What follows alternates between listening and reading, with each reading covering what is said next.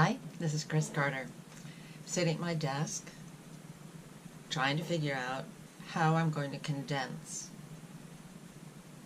a 2-week workshop, full days, every day, into a 3-hour workshop, and how I'm going to present as much as I possibly can without talking more than 10-minute intervals.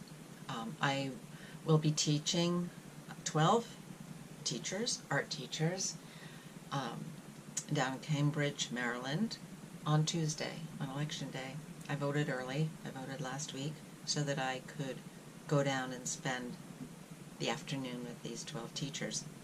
They are elementary and secondary school teachers, and I cannot tell you how excited I am to have this opportunity. I truly feel that the art teachers are the most important teachers in the schools these days. So I'm trying to limit what I present to them because I know many art teachers are not full-time artists. Many art teachers have only had one class in pottery, one class in photography, one class in watercolor, one class in oil painting. And as a full-time artist, I spend every day, all day, just about, still learning more about watercolor, more about oil, more about photography, more about all of those things. And I've spent 40 plus years, learning these things, and I still have so much to learn. So I can't expect any teacher who's only had one class in watercolor to be able to actually teach other people how to paint in watercolor. However, in my mind, that's not what the power of being an art teacher is. An art teacher has the freedom to allow students to take time to ponder, to take time to imagine things, to take time to experience things that they've never experienced, take time and have the courage to take chances.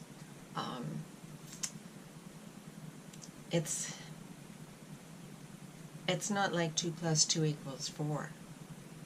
And now with the technology we have, which I absolutely adore, I'm a total math and science geek. Of course, not quite as much of math and science geek as I am an art geek, but it ranks up there. And so I totally admire, respect, and look forward to all the new developments in technology. However, it worries me because they're finding, I heard the other day on NPR, they're finding that surgeons, up-and-coming surgeons, don't have the dexterity that generations before them had. And as a result, we're kind of putting ourselves at risk if the surgeon who's operating on us doesn't have the dexterity.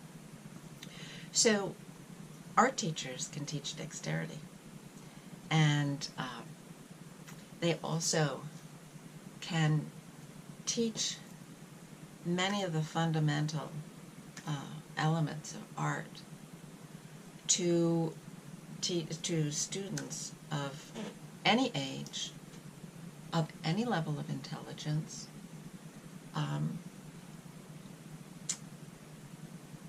and in multiple ways. There are people who reason, who solve problems 2-dimensionally. Others solve them 3-dimensionally. There are people who respond more to movement or lack of movement, quiet or music. And in art class, you can deal with all of that, and you can be inventive yourself. It doesn't matter whether a student wants to become an artist. That really has nothing to do with it. What you're teaching as an art teacher at any level is creative living. And you're providing tools and the opportunity to gain tools and to gain expertise in areas that are going to help you to solve problems throughout your whole life and also to bring you a great deal of joy. So I know that a lot of people sign up for art class, at least in the secondary school, because, oh, it's an easy class, you don't really get graded. I mean, you get graded, but as long as you just show up, it's fine. It's fun. You know, you don't really have to take tests. So there are a lot of people there where, imagine if you surprised them and they found out there's a lot more that they can learn from art class than to just have an easy class to get an A in, or a class just to pass. So I'm going to do my best to pass along to these 12 teachers the two things that I wish that I had learned early on in school. And one of them is the importance of the order in which you make decisions when creating a work of art. And the second is the concept of balancing a variety of shapes, sizes, intensities. Those two things are really all you need to know. And yet, I didn't really learn those until I was well out of school, well out of college. And that's kind of a shame. Now, the other point is that I never saw any of my art teachers demonstrate drawing, painting, sculpting, not the ones in my public school. And I'm going to encourage these 12 teachers to demonstrate, and to demonstrate with their passion for curiosity, their to find out what happens, and not about being good at what they do.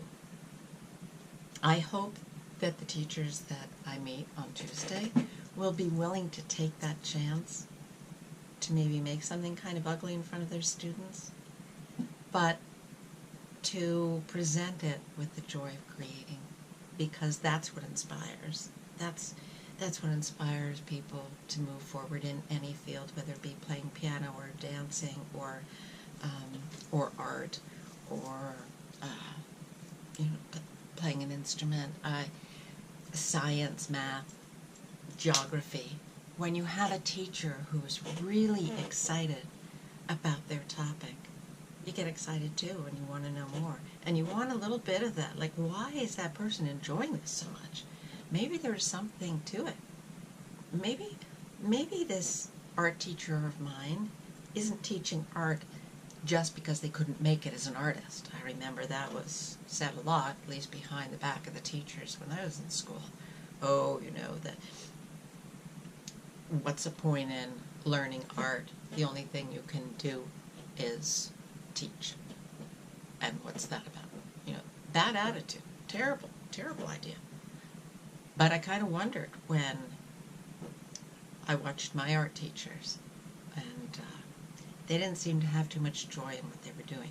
Now, I've met a lot of art teachers in public schools and private schools, and they're passionate, and they're wonderful, and you can tell by the way the students respond, and I can tell by the work that I see on the walls. I just don't want any of the students to fall through the cracks. And so I'm going to emphasize that when they're teaching, whatever lesson they're teaching, that they present it in multiple ways. They present it for the two-dimensional learners, and they present it for the three-dimensional learners. They present it for the students who have great dexterity, and they also present it for those who don't. There are an awful lot of students who are on prescription drugs these days, and they often make their hands shaky. So no matter how much they want to be able to draw carefully, they physically can't. And art, there's so many ways to provide means for those students to create amazing art too. So I'm going to be doing a lot of demos, little short clips of them, and then the teacher's going to be able to go to different tables and do different activities, kind of like the way that one of my daughter's first grade class was set up. There were these learning centers throughout the room. So there are going to be a lot of examples, and I'm going to challenge the teachers to try different things, and I will demonstrate different ways to do things, and they're not going to learn how to do anything really well in the 3 hours. It takes a lifetime. So I just want them to pick and choose the things that they think they may like to explore more, where they'll be able to have this energy in them when they teach their class, and it will inspire their students to want more of what they have. And the other thing that I'm going to do, which is very important, is I'm going to hopefully inspire them to have a sketchbook, to make sketchbooks, to have their students have sketchbooks, and to use them on a daily basis. And you don't even have to work hard at getting better, because if you draw or sketch every day, even if it's 5 minutes, you're going to get a lot better. And it's almost magical.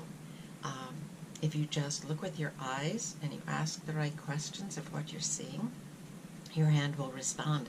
And don't pass judgment on the result you have in the sketchbook. Just keep making sketchbooks, put them away, and at the end of a year, look back.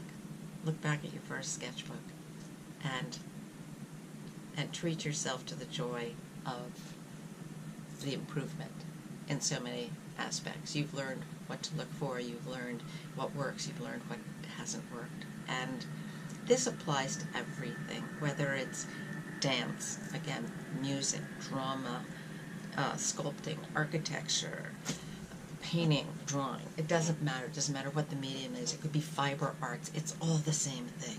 It's all rhythms and patterns and making choices. So my car will be packed with all kinds of goodies to share, and also I think I have 5 cases of books that I've cleaned off of my shelves that I will be donating to the teachers or to Dorchester Center for the Arts or their local library, and I hope that they're put to good use. So I'm thrilled. This is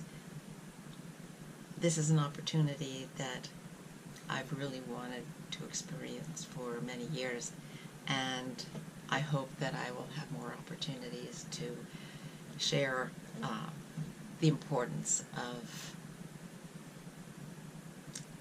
using your brain to figure out solutions of your own with the help of your hands and a pencil, a pen, or a brush. Thanks.